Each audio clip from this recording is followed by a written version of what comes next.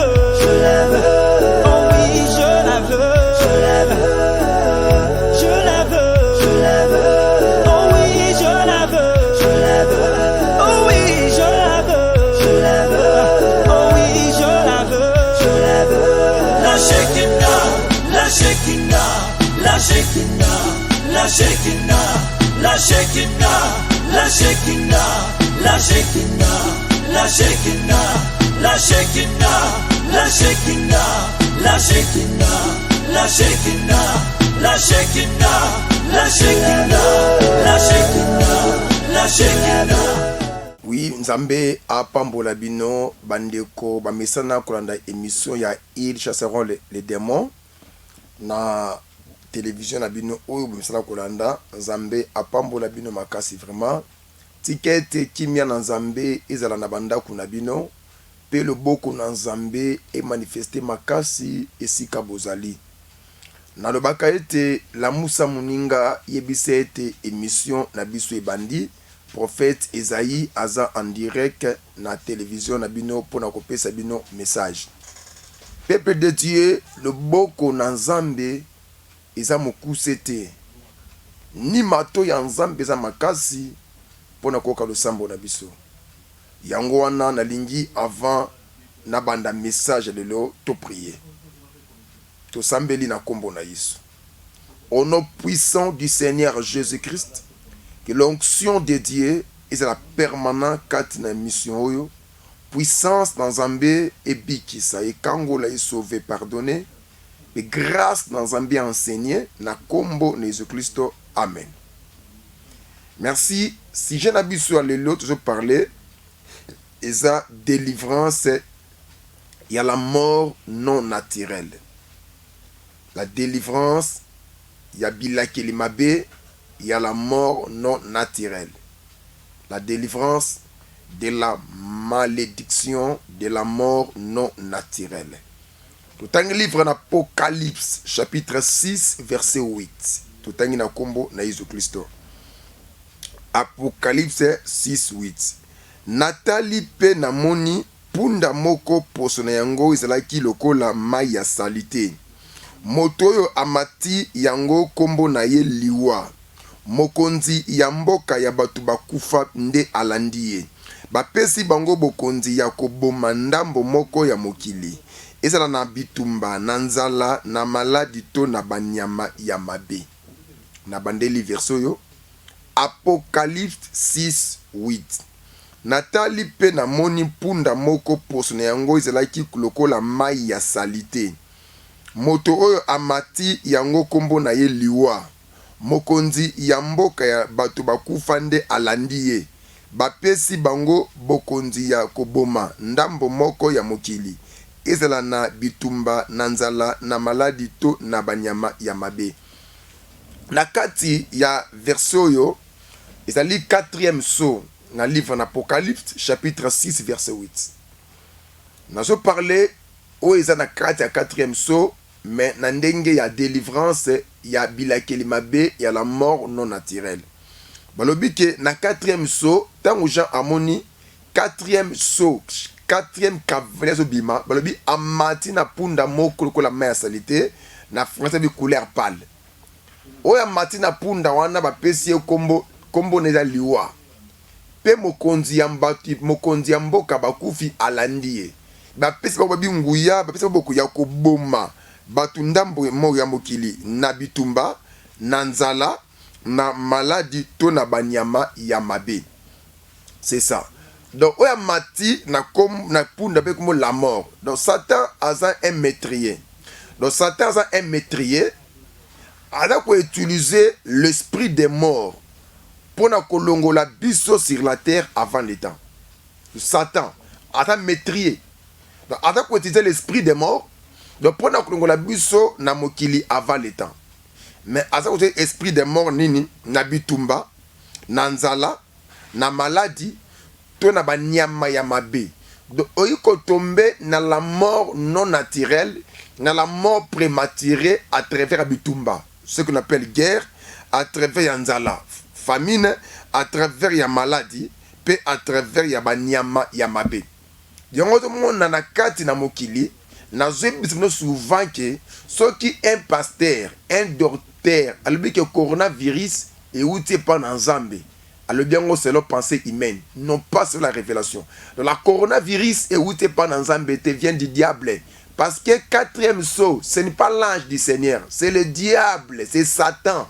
Moutazwana mokili, quatrième saut, Apocalypse 8, 6, et Apocalypse 6, 8. Ce n'est pas l'ange de Dieu, c'est l'ange du diable, la mort. Amatina punda mokonzi, yamboka liwa landiye, badjwe na pona kuboma, na guerre, na maladie, na nzala, pe na banyama mabe. Je crois que na mboka lizo erenya ki ka o bambwa so rage. Mbwa so rage. C'était le diable. Moutou na monsieur akoboma. Donc moutou moko t'a trompé bino, la coronavirus ne vient pas de Dieu, vient du diable. Parce que ba pese bo kontiwana ya koboma na maladie, na nzala, na bitumba. Amen. Pe na banyama ya mabe. Donc, on aurait contrapé la mort non naturelle à travers Bitumba. Guerre n'a pas de koufi avant. Nathan kola tchala kiote.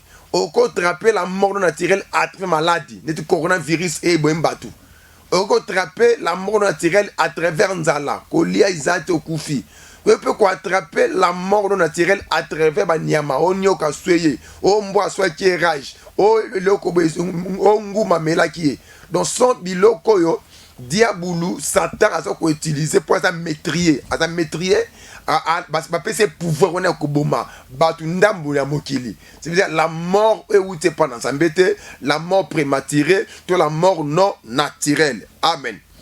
Bon, Satan pour accomplir mission naie ya koboma, on a deux façons de agir pour accomplir mission ya koboma. Première chose, à ça pour utiliser le péché. Amen. Donc pour Satan, abomayo avant le temps, ou bien en français la mort prématurée, Satan a utilisé le péché. A usé le péché, ce qui les soumu et y na vie na yo, au congelé à péché, au rekoufa avant. Livre dans Romains, chapitre 5, verset 12. Quand on a dit que émission bref, la première verset, on a dit que incrédulité, comment trop l'église, parce qu'il y a des faux docteurs, il y a des faux pasteurs, transmettra incrédulité, croire dans la vérité, parce que il y a sans le Saint-Esprit. Romains chapitre 5, verset 12, tout le temps, combo na Yesu Christo. Masumu ekotaka na mokili pona mabe ya motose moko, Adamu. Pe liwa ekotaka pona masumu. Yango wana liwa ekwelaka batu nyonso po bango nyonso basalaka masumu. Comprendre? Masumu ekotaka na mokili pona mabe ya motose moko, Adamu. Pe liwa ekotaka pona masumu. Ok. Donc masumu ekotaka pona mutu moko, Adamu. Pe liwa ekota pona masumu. Nabi Satan pona kozwa mutu na la mort prématurée, la mort non naturelle. On a deux stratégies. Première stratégie dans Satan, c'est le péché. Le péché. Donc la mort est accélérée à péché. Dans mon livre na Romains 5, 12, et c'est montrant que l'Iwa est yaki na masumu. Donc ce que le sumo yaki te, l'Iwa peut yaki eyate. Donc l'Iwa est accélérée à péché. Amen. Parce que tant que mutu abika vie à péché, Satan a utilisé la mort, atteindre l'Iwa, atteindre masumu, et takeyo. Tant qu'on compte la vie à masumu, on a facilité à kobomayo à travers guerre, maladie, nzalato, nyamamoko, yamabe. Donc la plupart des gens, avant l'âge, avant le temps, parce que ça va mettre qui na vie à masumo. Il y a ceux qui na famille na bino. Il y a la mort prématurée, la mort avant le temps. Bon tel non marche na bino. Ceux qui vont bien qu'à vie à masumo, bon c'est repenture, bon c'est qu'à vie à masumo, pour être beaucoup plus avant. Amen. Donc sur na vie il y a péché. Pour na besoin épargner dans la mort non naturelle, dans la mort prématurée. Parce que Satan a utilisé le péché. Au moment où le monde entier, il a secoué, mingi ba pays mingi au moment où la mort est touchée, na coronavirus, il a pays au moment où la vie a péché makasi. Et on a un peuple de Dieu, peuple congolais, peuple le monde entier, abstenez-vous la vie à péché, bima la vie à péché, pour la mort prématurée, pour la mort avant l'âge et joyeuté. Deuxième stratégie à Satan, Satan peut utiliser ce qui pour avant l'âge, avant le temps, la mort prématurée, Satan peut utiliser les satanistes. Ce qui a utilisé les péchés, Satan peut utiliser les satanistes. Les satanistes, c'est banani. Les serviteurs, il y a Satan. Des magiciens, des sorciers, des féticheurs, des marabouts. Et ça, c'est un instrument qui peut utiliser. Parce que bangonde, bachaka batu nase ya malédiction. Amen. Dans leur mission, et c'est à kocha batu nase ya bilakeli mabe. Ce qui Satan a tenu le soumou, au long du soumou a joué dans la mort non naturalité, Satan a continué de sataniste, batu ba servakaye, bachayo nase ya malédiction, ya la mort non naturelle. Parce que bandoki, ba magicien, ba féticheur, ba marabout, ba nabit ya ko tchabatu, na se ya bilakeli mabe, ya maladie, ya la mort non naturelle. Donc moutakufi avant parce que bandoki mbaloki, parce que ba magicien, ba les sortilèges, parce que marabout attaqué, parce que féticheur envoûté. Soyez bénis au nom de Jésus-Christ. C'est ça deux manières où Satan, le diable, peut utiliser pour côté moutou na liwa avant l'âge. Un, le péché de Batounaye Yamisala. Kolo apambola biso, tout ce qui est dans le livre de Deutéronome, chapitre 28, versets 45 et 46. Deutéronome 28, 45 et 46. Tout ce qui est dans Deutéronome, chapitre 26, 28, versets 45 et 46. Deutéronome, tout ce qui est na kombo na Yesu Kristo. Deutéronome 28, 45 et 46. Tutangi. Masumu o nyonso ekozwabi, masuman o nyonso ekozwabino, ekolanda bino titangu bokosila. Amen. Donc bilakeli mabe eza ko suivre yo ki notango okokufa.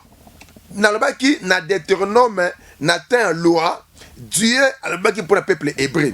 Mais bandoki, comme Satan à la trichère, a ébapé ko zoa caractère, ya ko maudire batu, ya ko tia batu, na sabila kelimabe à travers batnaïm. Donc la mort non naturelle, la mort prématurée, et zabila kelimabe au diaboulou, a comment ko utiliser yango à travers ba sataniste.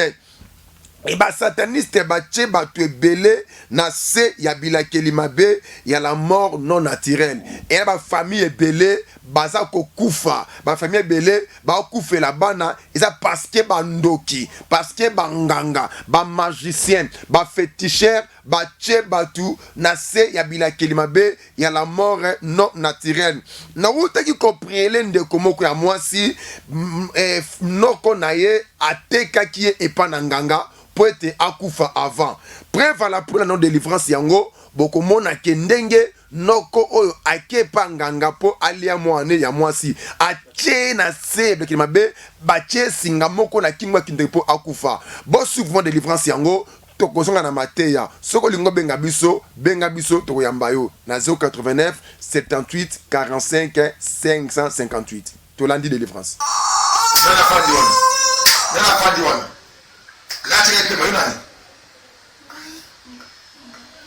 Au nom de Jésus-Christ, au nom de Jésus, au nom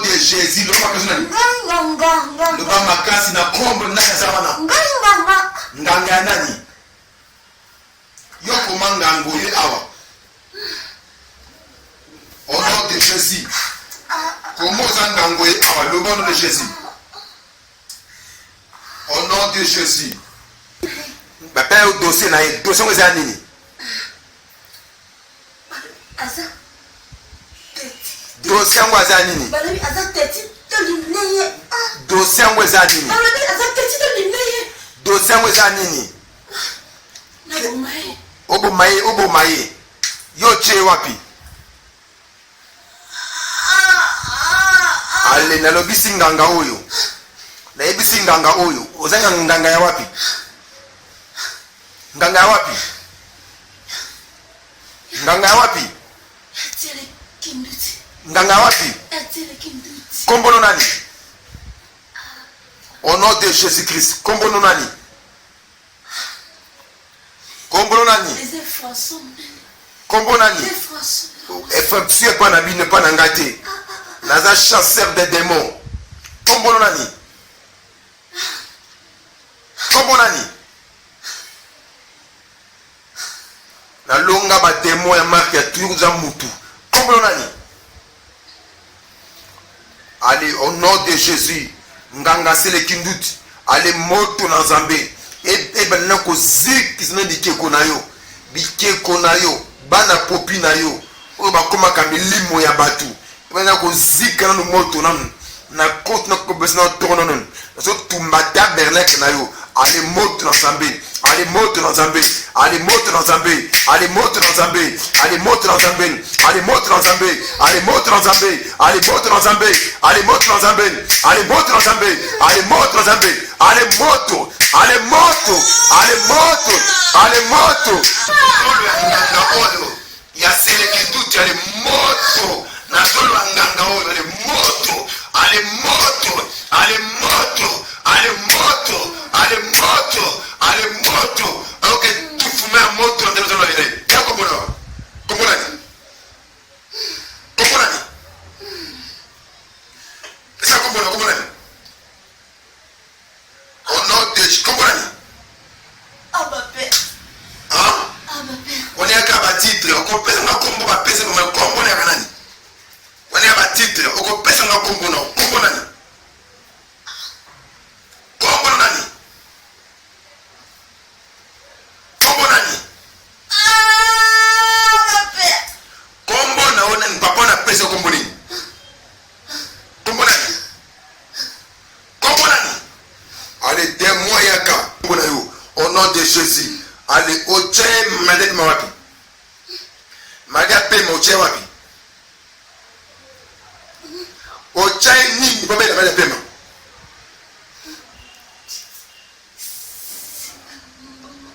Hein? Singa nini? Singa na mbongo cho ndenge nini?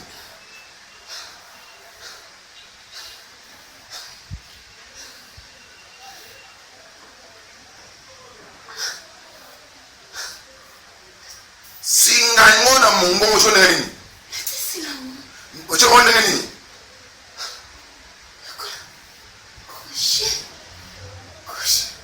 Kola crochet. Bananyango batinda kiyo. Oncle Ray. Oncle Ray. Oncle Ray. Kombo oncle Ray. Kombo oncle kombo. Odem. Hein? Odem. Odem. Odem. Osalaki nini? Posi. Merci kola pambola bino na siri bolandi délivrance ya ndeko na pesa ki témoignage ke noko na ye amemi kombo ne pa na nganga a tchesanga na kingo po akufa. Vous voyez? Nabi ke donc ba sorcier, ba magicien, ba féticheur, ba tche ba te belé na se ya bilakeli mabe ya la mort avant l'âge. To quel livre na 1 Corinthiens chapitre 15 verset 26. La baka émission nanga ezalaka délivrance, ezalaka mingi basé na ba verset biblique pour être yo au comprendre que te ya makambo uta mutu na biso te mais écriture Saint-Esprit ne azo pesa biso babiano na ba délivrance autre tout ça là batu. 1 Corinthiens chapitre 15 verset 26. Totangi na kombo na Yesu Christo. 1 Corinthiens 15, 26. Totangi au nom du Seigneur Jésus-Christ. Pe liwa ezali mungunya yasuka. Pe liwa ezali mungunya yasuka. Ok. Donc liwa eza mungunya yasuka. Donc ndeko soki o pense que la mort eza ami. La mort eza ami te la mort eza ennemi. Yango Dieu a qui jamais kolinga peuple naye akufa avant le temps, akufa tikaba na mikie. Dieu ne peut pas permettre que moi naye abota mort, Dieu ne peut pas permettre cela. Ce que Dieu a commis qu'on permettre yango c'est kalungwe nzambe. C'est le diable. Le diable, c'est qui va couper avant le temps, va couper avant l'âge, parce qu'il a besoin assez la maquille à batou. Donc, n'enge yo melaka koka, n'enge pe diable à vivre la maquille à batou. Yeba ngo do diable po monde à ténèbres fonctionner, il faut avaler, il faut pas mela makila ya batu. Yangwana bazo kotsa bilakeli mabe, il y a la mort avant l'âge, la mort avant le temps, la mort prématurée pour pas vivre la makila ya batu. Soyez bénis au nom de Jésus-Christ. Balobi que pe liwa ezali mungune ya suka. Est-ce que Dieu a un ennemi na yo? Non.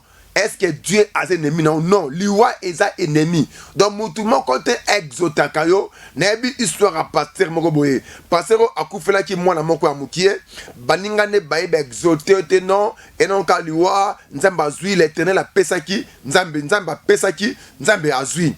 Deuxième chose akufela mwana mukie, alobina ko ndi melabinote, aboya asambela mwana c'est quoi? Pourquoi? Première fois qu'on fait le moine à moquer. Non, oh, ça c'est le diable. Alléluia. Donc, il y a la mort non naturelle et de tout chacun, tout mon côté. Mais et tout chacun, toute la famille. Donc, ma famille est belle sur la terre. Baza touché, Nabila Kelimabe, il y a la mort non naturelle. Nabandeli Kebila Kelimabe, il y a la mort non naturelle et tout chacun mon côté. Mais et tout chacun toute la famille. So kebite famille nabino et ça touché Nabila Kelimabe, il y a la mort non naturelle. Beaucoup fanga avant parce que l'Iwa ennemi est si à côté. Babi l'Iwa est ça ennemi à souka. Ba combattre yo ba ko kayote bi ça va aller. Bocha famille wana na sabila Kelimabe, il y a la mort avant l'âge, il y a la mort prématurée, ba kufa la bango avant ba kendaka. Et si votre famille est écoutena na ba combat boye, je vous dis que Dieu délivre. Alléluia. Et ceux qui boza combattu Nabila Kelimabe, il y a la mort non naturelle. Nabi elandaka de génération à l'autre. Amen. Au moment où na telle génération, bonao kufa bana 10 ans, et kiti a 7 ans, et kiti a 9 ans, et mati 25 ans. Parce que famille oyo, et on a seabila Kelimabe, il y a la mort non naturelle. Et bien que et poursuivre Vakabango de génération à l'autre. Soyez bénis au nom de Jésus-Christ. Bila Kelimabe à la mort prématurée et pour ça Mutu a refusé qu'on vivre. Le monde Mbatumino a le but nana natina qu'on vivre. Donc ce déjà mon amour natina vite. C'est que déjà ana seya Bila Kelimabe, il y a la mort non naturelle. De Bila Kelimabe à la mort non naturelle et pour ça Mutu a refusé qu'on vivrait. Donc aboya qu'on vivre dans mon kilim. Yango monaka tango Mutu azalaka nimé l'esprit des morts akomaka mingi kobika elonginase. Elonginase le mupanzi no mbete putal ate la subinote parce que a refusé qu'on vivrait. Yangwana peuple de Dieu, je vous dis que il faut qu'on brise Bila Kelimabe, il y a la mort non naturelle. Ce qui Mutu a comme combattu dans la mort naturelle a refusé qu'on vivrait. Yango wana nazwe bisayo batela munoko na yo etika kolobakyo oh nasa pata ko vivre te. Nasa ko vivre te. C'est le quoi que ozolinga okufa avant. Toke la livre dans 1 roi chapitre 19 verset 4. 1 roi 19 verset 4. 1 roi 19 verset 4. Il y a un prophète pourquoi ba verset belé boye et monsieur la ngai c'est la Bible ndé eloba. 1 roi 19 verset 4. Totangi na kombo na Yesu. Ye moko atamboli mokolo mobimba na kati ya isobe ya zelu akei kofanda na se ya mwanzete ya moke asengi liwa alobi oh Yahweh na lembi tika na kufa po bomo ina ngai eleki oyo ya bakoko na ngai te na malamu na bandeli. Ye moko atamboli mokolo mobimba na kati ya isobe ya zelu akei kofanda na se ya mwanzete ya moke asengi liwa alobi oh Yahweh na lembi tika na kufa po bomo ina ngai eleki oyo ya bakoko na ngai te na malamu. C'est qui? C'est Eli. Amen. Donc Eli yemoko asenga ki liwa. Eli yemoko asenga ki liwa. Mais pourquoi Eli eboko senga liwa? Parce que Jézabel a maudira qui est. Et puis si Eli soki yo okomi na tongwa lobi na oyo loba kenga na Jézabel ité. Banzambe na nga ba pinir nga. Or Jézabel ande kodore le dieu Baal nzaya basidonien un idolâtre. Donc amodiraki Eli na kombo banzambe na ye. Tant Eli ayoki yango, Eli atamboli musika selu, Eli aki fatigué asengi liwa. Eli abike bomo inaye eleki ba koko na yete. Mais pourquoi Eli alabaki bongo? Eli aki prophète. Et je crois que histoire ya ba prophète ya ba juif. Ba kufa na mabanga mingi ba lapida. Prophète Esaïe bakate na si mukie. Bakate Esaïe na si akufa. Même Christ attends avec abi bozo chaba tombo ya ba prophète peinture parce que ba koko na bino moto bo maga prophète a prophète donc Eli akufa kali Eli ce qui akimaki anabanga liwa et moni Eli alaki enlevé. Pourquoi? Parce que akimaki ne liwa et c'est le prophète akimaki liwa alaki Eli. Pourquoi? Parce que Eli a fait prier. Abinzamba zwaneye. Parce que bon moinaye. Ele qui est bakoko na yete. Parce que bakoko ya Eli. Maraka ba prophète. Il y a la mort moko yamabe prématuré. Lapidation ti Esaïe bakate si. Monsieur mabama mabanga bakufa. Soyez bénis au nom de Jésus-Christ. Donc bila keli mabe à la mort non naturelle. Et comme ça la que yo ocha date no ya liwa. Donc ceux qui mutu asa combattu na bilakeli mabe ya la mort non naturelle et vous savez que mutu acha d'être na liwa. Non me dit partout belé famille na bile parfois elle est 45 ans. On ngai na ko vivre au-delà de 45 ans. Ngala mwena ko koma 50 ans. Na mwena ko koma 30 ans. Donc c'est le biso wana. Ya bilakeli mabe ya la mort non naturelle. Mutu le biso bongo. Ki ngana mwena ko koma 30 ans. Na moi na comme à 45 ans. Biso de kufa biso avant, kufa kana âge à 22 ans. Kufa kana âge à 25 ans. Donc pourquoi on ba bongo? Parce que la famille na bino, voilà bila kelimabe, il y a la mort non naturelle, des ba fixa date moko boye. Na wote ko prier moko na maman, papa na ya la ka féticheur. A tchela bango ba date ya loi, a sacrifier bango délivrance ya la mort, donc ba koki jamais ko lié là-bas na bango. Bon suivre nanu délivrance yango toko zonga pona kokote mateya soko na bosengo benga biso na numéro eza fixé liboso ekran na bino wana landa délivrance malamu toko zonga pona kokote mateya à l'esprit des morts, au libéré la combo Yesu, à l'esprit des morts, à l'esprit des morts, à l'esprit des morts, esprit des morts, au libéré la combo Yesu, na kota zamba oyo, zamba ikila, mutu akota kate, ce qui akoti mutu, akobimate, maintenant zo kota, zamba ikila, on est Jésus, à l'esprit des morts, na yeko combattre mili moyo, et c'est télémené kufa avant l'état, esprit des morts, au nom de Jésus. Nazokota, Nazambekila, Nazokota, au nom de Jésus, esprit des morts. Allez maintenant, la libérer fait maintenant, la côte na moton, la carte Zambekila, Zambekila, la côte na moton, na moto,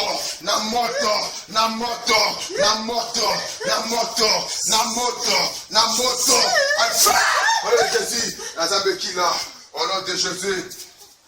Allez moto, Nazokota, Azambekila, allez moto, à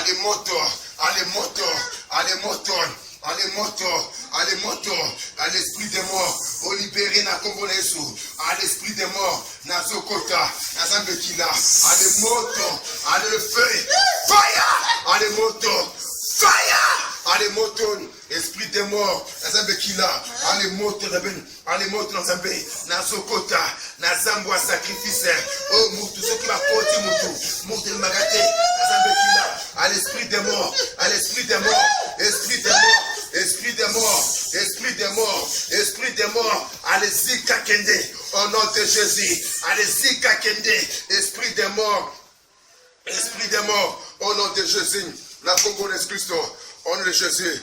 Allez, Bane Bazawa.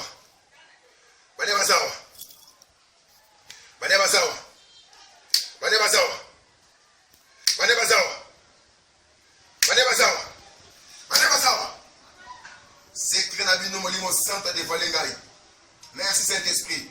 Yo esprit des morts. Olingo Batama. Christ est le même. Aza hier, aujourd'hui, et pour toujours. Beaucoup tani. Namuka Fondima. Beaucoup tani. Oh, nous, Jésus. Allez, moi, banani. Zonga cimetière. Esprit des morts. Zonga cimetière. Na kombo na Yesu. À l'esprit des morts. Esprit des morts. Zonga cimetière. Na kombo na Yesu. Allez, bima. Zonga cimetière. Esprit des morts. Bima. Tika Moutou. Zonga cimetière. Esprit des morts. Esprit des morts. Esprit des morts. Allez, bima. Allez, bima. Zonga cimetière. Esprit des morts. Esprit des morts. Allez, bima. Allez, bima. Zonga cimetière. Esprit des morts. Zonga cimetière. Na kombo na Yesu. Si comme moto en Zambé. On a dit qu'on tumba. Tous les cérémoniels du roi. On a dit qu'on si on a moto. On est le Jésus. On est le Jésus. On est le Mobomi. Mobomi, le Mobomi, Mobomi, Mobomi. Mobomi. Yoka. Pia Sango. Ke ngai kuna ke sute. Oba salinga lelo. Allez, Pia Sango. Tenez.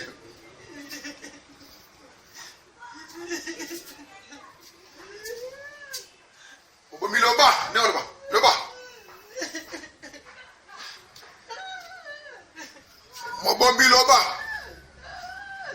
Pia Sango loba. Mobomi. Mobomi. Mobomi. Na kombo na Yesu. Ay Mobomi. Mobomi. Mobomi. Mobomi. Yo kama na bisao.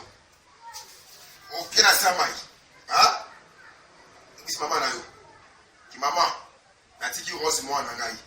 Apa na kinda. Ale molimu atata na yi. Ko ba sena ke boma. Bima. Ale mwa atata na izao. Tata na yi molimu atata na yi. Ko ba sena kapra ko ko de tuba na yi. Niboza, niba. Ali. Ale yo kangai. Iso ku fara okala bima. Bima. Bima. Ok. Ha? Ose la tête à se battre. Ok. Gaston. Ose la qui monte à monde nini. Gaston. Le bas, c'est la gentil. Quoi ça moi na yo. Maman ya maya ko sa yo. Alia yo. Mais au moins ne fasse pas là. Makasi, na ningake makasi mwana. Ningake makasi. Za mama wana pamba te. Camarade na moko na tika ke na maboka camarade na ngai. Camarade na ngai. Asali na kai. Asapi.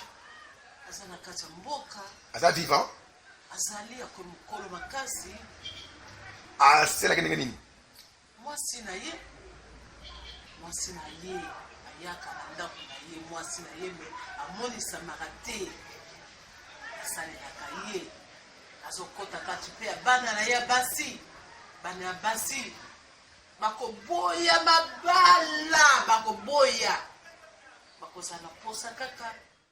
Boti kolanda délivrance oyo Nzambe apambola bino makasi. Donc bomoni ndeko mama na biso oyo, mama oyo aza délivré na puissance ya la mort non naturelle. Oh papa na ye a sacrifié qui est a koki kolé la bas na été parce que papa na ye là qui est magicien, un féticheur na kati ya village ne a sacrifié qui est. Maintenant maman oye te prière qui pour na ye, bien mo qui prend la part de délivrance, bon ça la béni au nom du Seigneur Jésus-Christ.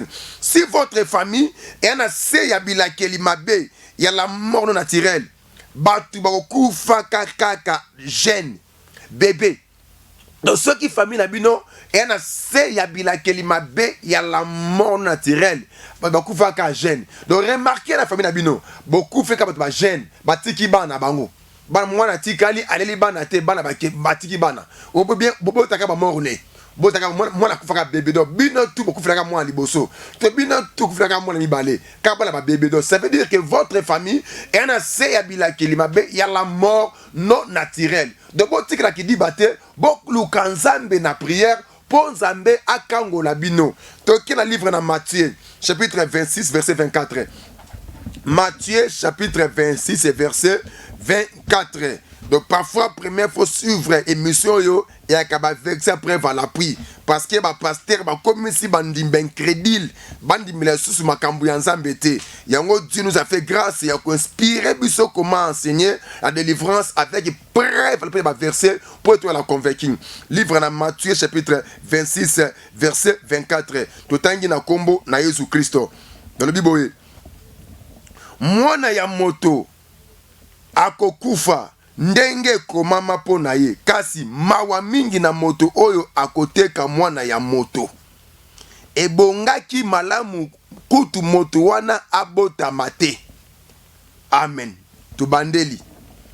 Mwana ya moto akokufa ndenge ekomama po na ye kasi mawa mingi na moto oyo akoteka mwana ya moto ebongaki malamu kutu moto wana abotama te. Alléluia. Ça veut dire quoi? Donc ceux qui famille na bino ena se ya bilakeli mabe ya la mort non naturelle yeba ke kobota manayo eza ya pamba kobota mabino eza ya pamba kutu mienvo obota mate parce que Judas azalaki na se ya bilakeli mabe ya la mort non naturelle. Jésus lobi il faut moi na mutu akufa na ye mais likama na mutu akoboma ye malamu kuta bota mate. Donc Jésus akufa qui na temps n'est convenable na 33 ans il avait fini sa mission mais Judas akata ki vine parce que asimba ki esika basimba kate ndemoni Jésus kabi alabi malamu kuta bota mate. Donc Judas na sabila kelimabe il y a la mort non naturelle. Donc ceux qui si vous êtes ceux qui oboza na se ya bila kelimabe il y a la mort non naturelle. Nebusio votre naissance est inutile. Est inutile. Pourquoi? Parce que okufa no avant. Tout le monde est un jour na qui na campus. Un homme a passé licence avant pas coller à Koufi. Mouta cette licence car avant pas coller à Koufi. Pourquoi tangaki? Pourquoi botamaki? Un jour, nous avons dit que a un diplôme d'État à Koufi. Pourquoi tangaki? Pourquoi botamaki? Aussi, Moussa Karaboy, aussi promotion au Koufi. Pourquoi tangaki? Pourquoi botamaki? Nebi moko la garçon. On dit abali boye. À Koufi, à tiki moi c'est un semi. Pourquoi balaki moi si? Vous voyez donc ceux qui ont assez habillé kelimabe, il y a la mort non naturelle. Il y a pas que montamment nous inutile, inutile. Alléluia. Pourquoi? Parce que bila kelimabe il y a la mort non naturelle. Et qu'on kata vie. Et qu'on kata vie. Batu mingi baza na sabila kelimabe il y a la mort non naturelle. Balaka conscient que eloko moko mabe zo elaye. Mais azana makoke ko kimangote. Bon comme là conseil que non famille la biso to coupe vraiment du tel famille la biso to coupe faire le bon passe famille la biso to coupe faire un accident mais bon qui monte pourquoi parce que si Ezadia bila ki mabeda Eliabi non donc on a remarqué batu mingi oyo bana se ya bila ki mabe ya la mort non naturelle baka conscient que li comment ko komela ye mais awe ko chaper ngote. Moi, non, sentir on dirait que c'est un accident. Et qui peut se dire accident à Koufi? Pourquoi? Donc, alors qu'on s'est échappé, parce que l'IA bango, on en a bango na yango, peuple de Dieu. Donc, on peut c'est exemple. Et à mon souci, on va sur les bébés. Mais la maman, on a Koufi la bana. Donc, il y a pas Koufi la moine, il faut qu'on ait sur les bébés. C'est bien sur les bébés. Sur les bébés. Et vous me l'avez, et moi, à Koufi les moines. Tant qu'on comprend ngo ayeko lukanzambe délivrance nango akufle subanate. Et là mususu je sais pas bien. Non ka bien té. Non ka bien té. Non so ka bien té. Si mo ka bien té, il m'a dit muke akwe akufi. Et mususu moi comme un exemple, comment partager avec les morts. Na songe aux autres ndoto binaki on a besoin de kufa sika moko. Ndoto. Baba kufa ndoto na ndoto tibu yo kufa. Moi na pensé. Donc mi kona freka kaka makanisi kaka kufa kaka makanisi. Yana bisa kufa, papa bisa kufa, leki na kufa. Penser à makanisi kana makanisi o comme ko partager na ba mort type eko kufa. Et mususu exemple o ka voix ya mutu benga yo. Mado, Ani, Papi, nanga benga ngai. C'est un micro okufi. Oh peuple de Dieu. Donc ce causa na sabila kelimabe, il y a la mort non naturelle. Je vous dis, et la cas difficile au s'échapper dans la mort. Ceux qui ont délivré n'a ngoté. Il y a un appel sur le message que Jésus-Christ a délivré tout ça lié à la mort non naturelle. Donc ce verset à Souka, Apocalypse chapitre 1, 18. Tout ça Apocalypse 1, 18. Apocalypse chapitre 1, verset 18. Tout ça na kombo na Yesu Christo. Nazali moto ya bomoi na kufaki kasi sikoyo nazali na bomoi ya seko liwa pe mboka ya batu bakufa ezeli na maboko na ngai. Oki Jésus alabi akufaki ana bomoi abi ana fongola ya liwa pe fongola mboka liwa na début na tek livre l'Apocalypse 6:8 quatrième saut donc chevalier à la mort azoya na mokonza mboka liwa sima na ye mais Yesu tanga kufi asekwi alabi ana fongola ya liwa pe mboka liwa. Jésus-Christ ana clé, il y a délivrance, il y a la mort non naturelle, il y a la mort prématurée. Donc ceux qui na famille na bino bon kufa qu'avant l'âge na ceux qui invité bino bon dit mais la Seigneur Jésus-Christ délivre parce que y a una clé, il y a la mort na séjour de la mort. Ceux qui esprit des morts est éliminé la famille Nabino. Et l'engi est contre avant. Je vous dis que Christ a la capacité, il a délivrer Bino. Parce qu'il a croix, à coup fait qu'il a âge à 33 ans, pour qu'on neutralise la loi. Il y a la mort non naturelle, il y a la mort prématurée. Peuple de Dieu, n'a pas convaincu ceux qui ont on suivre mission oyo bona bitumba il y a la mort avant l'âge bobo ta mort né beaucoup frère bana ouvert avant l'âge. Je vous dis que Dieu délivre quand il n'est pas mon côté nganga mon côté à copier sa solution tala maman oyo aya ki l'église benga ba sacrifier parce que non qu'on aille atangi sakié un gars a sacrifier bon suivre non délivrance maman oyo comment demba délivrer qui est ton kozonga après clôturer bon le bon yango. La mort sort. Au nom de Jésus, Yahweh Komami, Batu Bafandaki, Namboka Bakufi, Amoni Pole Makasi, Melibango, les ténèbres ne régneront pas toujours. La lumière doit paraître. Yahweh Komami, Batu Bafandaki au pays de l'ombre de la mort, Amoni lumière à Makasi, et Melibango Jésus, Tika Mama Oyo, et Sikabacheki Namboka Bakufi, lumière à Makasi, et Milekuna, à l'esprit à l'Iwa, et Kabwanaye, à l'Ekabwanaye, lumière à Makasi, au nom de Jésus, le Dieu redoutable, Yahweh Komami, au Basala qui n'a pays, il y a ombre de la mort, Mamane qui polé à Makasi, au nom de Jésus, puis il avait une déclaration, le ténèbre ne régneront pas toujours, à la puissance, il y a ténèbres, oui, il y a Kabata, le temps, et libéré dans Kombona Yesu, au nom de Jésus.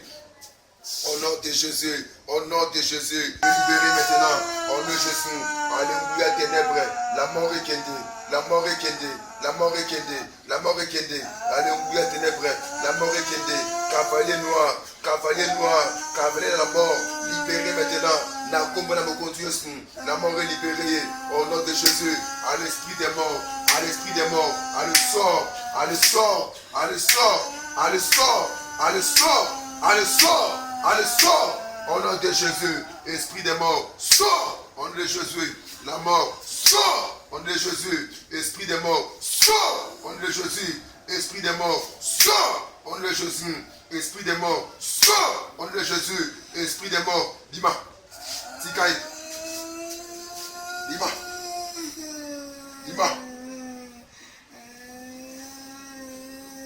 la Bible, Dima,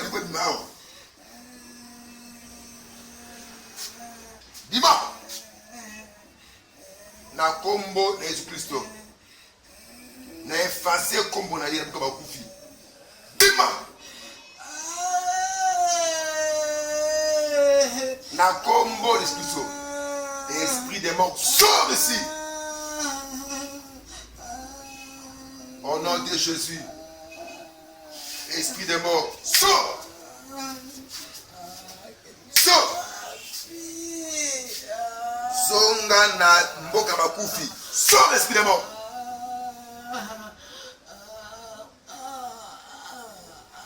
sors la mort nabi kende na mboka bakufi bima na kombo na mokonzi Yesu esprit des morts sors au nom de Jésus-Christ sors esprit des morts sors esprit des morts na mboka bakufi sors cercueil na eskeli vidi yo bima kede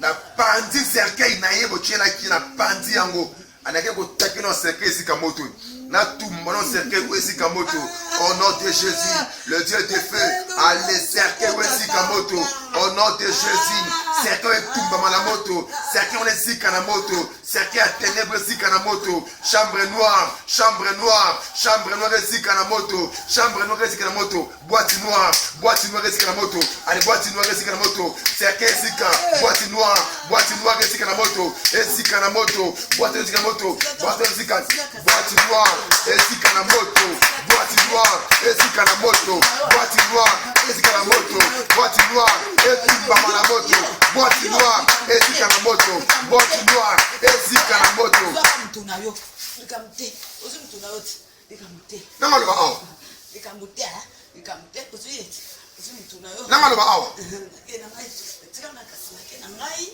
usimtunayo pourquoi linga kufa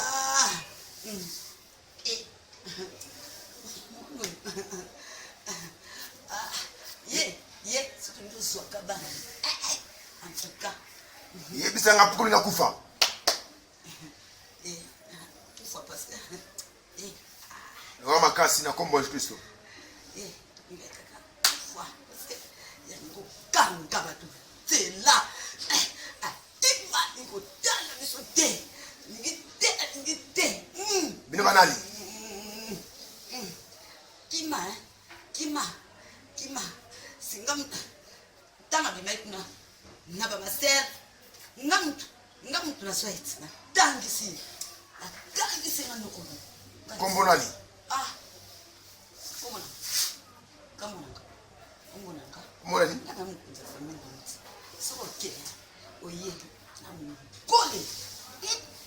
siko tekesa ki mutu folia ye apiso bagole siko tangisa ki tangisi bongo le bongo ngo ba ningite ba ti yango amaika kama nukutu amaika promone tikala amun bon bino bangole boleki Yesu te quand même ki boleki Yesu te yo penda okoka parce que Yesu ngai te muto kande Yesu akoka wani ko uta Yesu esa akoka wani ko te mangole ba uta na lufelu kaka fe ya wapi uta wat utali Nasir Bolandi délivrance yande komama oyo ayaki pe en église babetaki flèche ya maladie ya pandi mais ntango en église nde Saint-Esprit eko découvrir que eza esprit des morts noko na utaki mboka po atangisaki ye aye po azwa ye abaki na yaki po na zwa ye na menacer na ba prière maman qui délivrer rétablir sur place guéri bonne santé donc ceux qui perdent la famille na bino esprit des morts et c'est la kabalia kabino ko douté et monsieur après fa l'appui le prophète Isaïe sa tei Donc Jésus-Christ a déjà délivré Batou Basa lié na bilakeli mabe à la mort. Donc si tu crois, tu verras la gloire de Dieu. Na lingina sambe na bino elongo. Et ceux qui boza combattu na bilakeli mabe à la mort non naturelle. Beaucoup fait la cabane. Beaucoup fait mort né. Beaucoup fait avant l'âge. Na ngina prier na bino ensemble. Bon suivre la prière oyo. Kanga musna yo. Maboko no likolo et na ndeko sikozali. Loba kolo Yesu. Yo kelanga mawa. Na makila na yo. Longo langai. Na se ya bilakeli mabe. Ya la mort prématurée. Na kombo na Yesu Kristo. Ngai. Na ko kufa vante. Na ko kufa na tanzamba tinda atila ngai. Na ko accomplir oyanga mission sur la terre. Ko fanda kimia. Na wasambela pona bino fanda kimia. Na kombo na Yesu Kristo. Na zo brise bilakeli mabe ya la mort non naturelle. Oye lati vi na bino. Na brise yango na kombo na Yesu Kristo. Na brise yango au nom du Seigneur Jésus-Christ. Amli ko chasser esprit de mort. Yo cavalier pâle. Cavalier esprit de mort. Sors, libère ses familles. Au nom de Jésus-Christ. Que la puissance de la résurrection ait touché bino. Et si Kabozali. Bola délivré dans la mort prématurée. Délivré dans la mort naturelle. Merci Seigneur Jésus-Christ. Parce qu'au cours des familles, au cours des ndékoyo, délivrance et la mort prématurée. Na kombo Jésus Christ. Amen.